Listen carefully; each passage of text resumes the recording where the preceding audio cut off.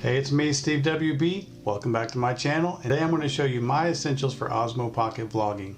So without any further delay, let's jump right into it.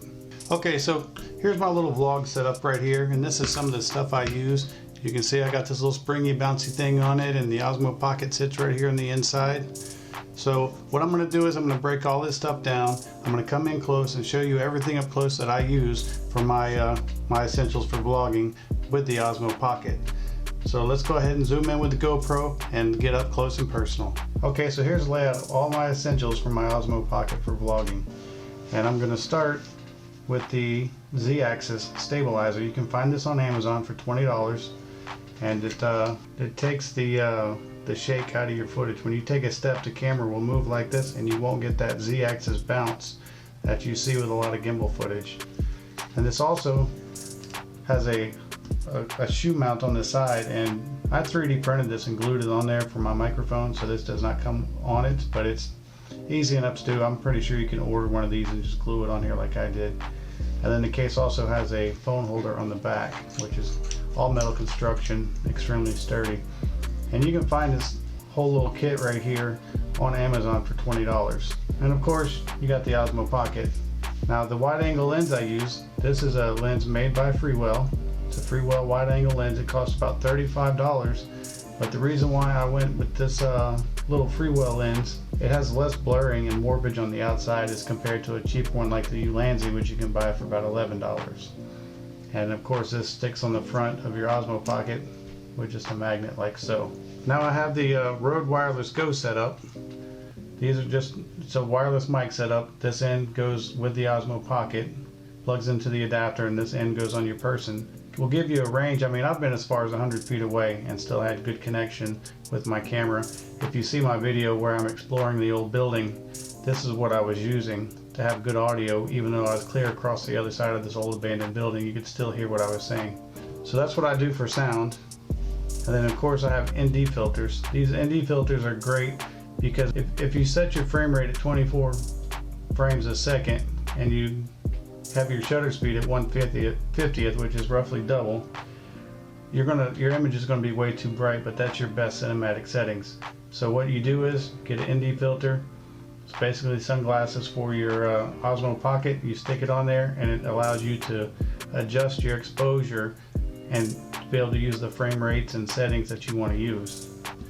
Pretty essential for getting a good quality video.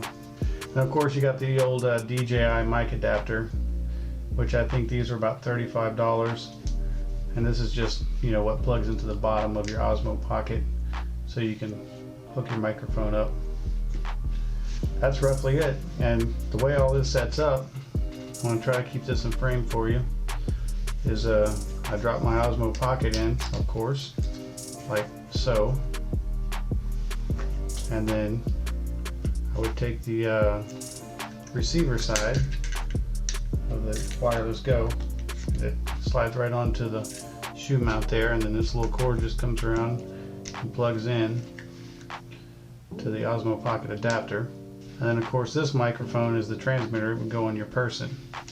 Now if I decide, I usually don't use a phone with my Osmo Pocket. I just go off the screen that's on it. Let's say you put a phone in here and you want to be able to control your Osmo from here. I bought this cable instead of the wireless adapter because what you can do is you pop your little phone adapter out here and you just plug this extension cable into your Osmo Pocket, and then you can run this back down and plug it into your phone, and that will give you a wired connection. And then of course I have the ND filters, which it's a shame that you can't use an ND filter with a wide angle at the same time. They have to be used independently. So let's zoom out and I'm going to go ahead and show you real quick what this whole setup looks like in hand.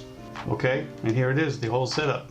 And like I said, the way the Z-axis works is when you're walking and you're stepping, it's going to take that bounce, the Z-axis bounce I call it, out of your footage, and this little wire is not going to affect. And of course this is where I mount the Wireless Go. Your phone connects on the back. And then of course if you want to connect your phone without using the wireless adapter, you would just plug this in like so. And that gives you a setup that looks kind of like this. I mean, basically you're turning a very unbulky camera into something that's a little bit more bulkier, but you get excellent audio, you get controllability, and you get the wide angle that you desire so much, and you'll be able to shoot cinematic if you want. And it's just going to make your footage that much better. And the way I usually do it, like I said, I don't use a phone, I don't use the cable. This is my normal setup right here. Z-axis stabilizer with the Rode Wireless Go. And what's good about this little case right here as well, and I've made a video on this case, is when you're not using your Osmo Pocket, it slides right in here, and now you have a case for your Osmo Pocket. And then when you're ready to record, you just pop this out, and there you go, ready for action. Well, there you have it, all my vlogging essentials for the Osmo Pocket. And like I said, I've made videos on all this stuff individually. I've just never actually shown the whole setup together. And you know, feel free to go on my channel and look up any reviews on any of the stuff that I just talked about. And with that being said, if you like this video, give it a thumbs up. If you like my channel, please subscribe. I'm SteveWB, and I'm out.